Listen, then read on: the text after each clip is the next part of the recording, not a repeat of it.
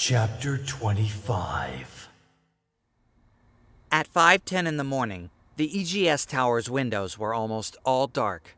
From the deeply shadowed plaza in front of the building, we could see a sleepy, uniformed guard inside the lobby.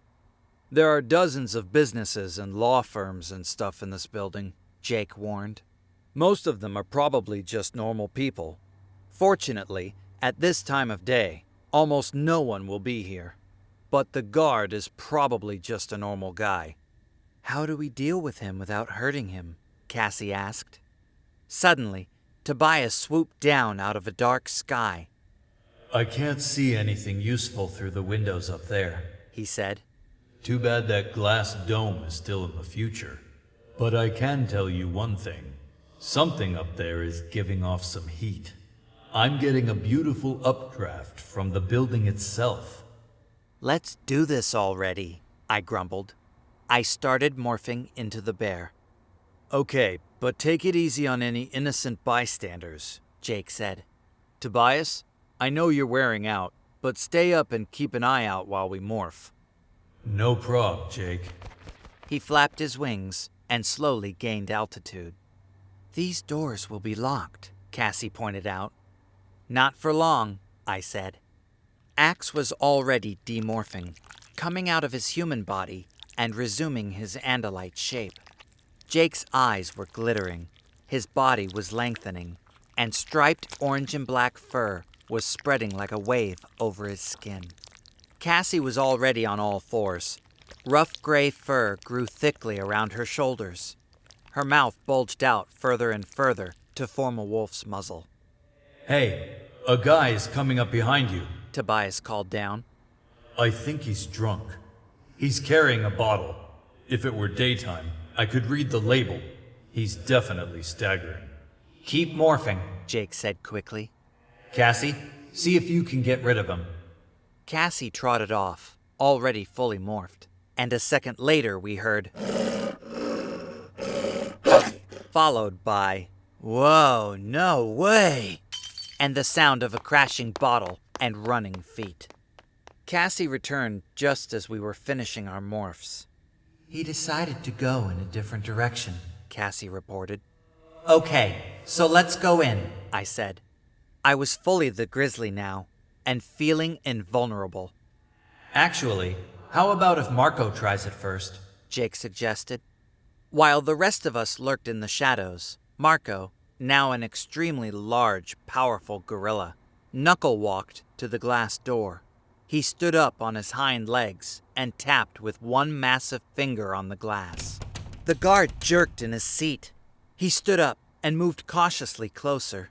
Then he drew his gun. "Hey, get out of here," the guard said. "Hi," Marco said in thought-speak. "I just came from a masquerade party, and I was looking for Visser 3. The guard's eyes went wide. "Andalite," he hissed. "Oh, so you are a controller. Good. That makes it so much simpler." With that, Marco punched straight through the thick glass of the door. His gorilla fist connected squarely with the guard's chin. The guard crumpled, still holding his gun. "Move, move, move," Jake yelled. I barreled into the rest of the glass door. I was careful, but not too careful. I wasn't very worried about being hurt. Shattered glass flew everywhere. Cassie, Axe, and Jake leaped over the glass shards. Jake raced for the elevator. "There may be an alarm. We have to move fast," Jake said. "We'll never fit in one elevator," Marco said. "Head for the freight elevator. That'll hold us," Jake said. "Go for the top floor." Cassie and Axe kept an eye on all activity on the ground floor while they waited for the elevator to come back down. Jake, Marco, and I had the most firepower, so we went in first. We squeezed our combined bulk into the one freight elevator car. Not an easy thing to do, but we managed it. "Can you press the button? I sure can't," Jake said. He held up one of his huge paws to show me. It wasn't easy. Bear paws aren't exactly subtle tools, but after carefully lining up my first claw, I hit the top button. The doors closed, and we rose swiftly upward.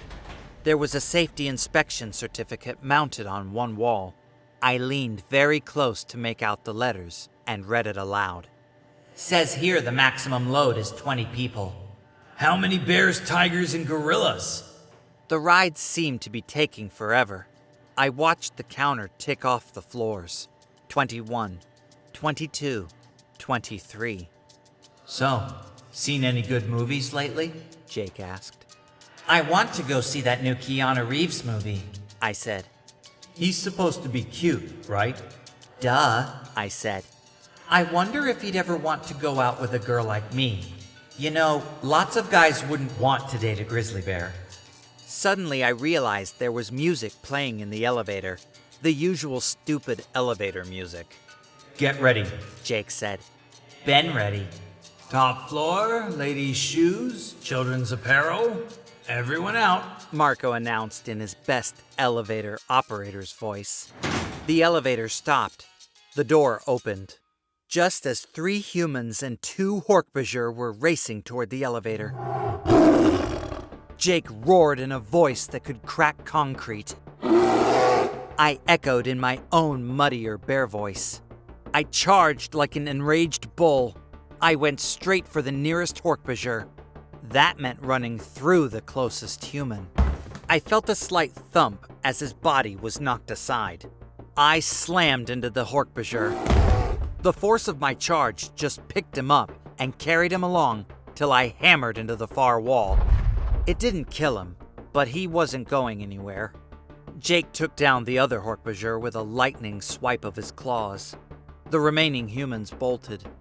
I'm cut, Jake said. Is it bad? It isn't good, Jake said. But I'll be okay for a while. Just then, the elevator door opened and Axe and Cassie piled out. About time, I said. We've taken care of the welcoming committee. Sorry, Axe pushed the button for the wrong floor, Cassie said. She glanced at the 2 Hork-Bajir. You know they have more than those 2 up here guarding the Kandrona, and... Jake! You're bleeding! Cassie cried. I'm fine. The human controllers ran down that hallway, Jake said. Let's go. We haven't won this battle yet. I took off at a loping run. The others were right behind me. My claws gouged the carpeted floor with every step. I couldn't see well, but I could smell the adrenaline of the frightened human controllers. I knew where they had gone. I could smell them. I could sense them. They had challenged me, and I was going to show them who was boss.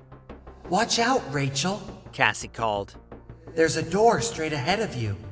Nah, there's no door, I said, and plowed all my 800 pounds into a steel door that popped open like the lid of a jack-in-the-box. Inside, 8 Hork-Bajir warriors stood ready. 8 walking razor blades. 8 of them, 5 of us. No way we could win.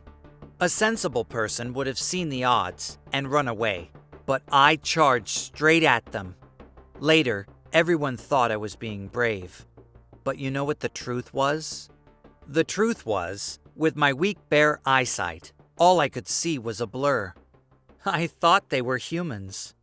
I wasn't brave. I was just blind.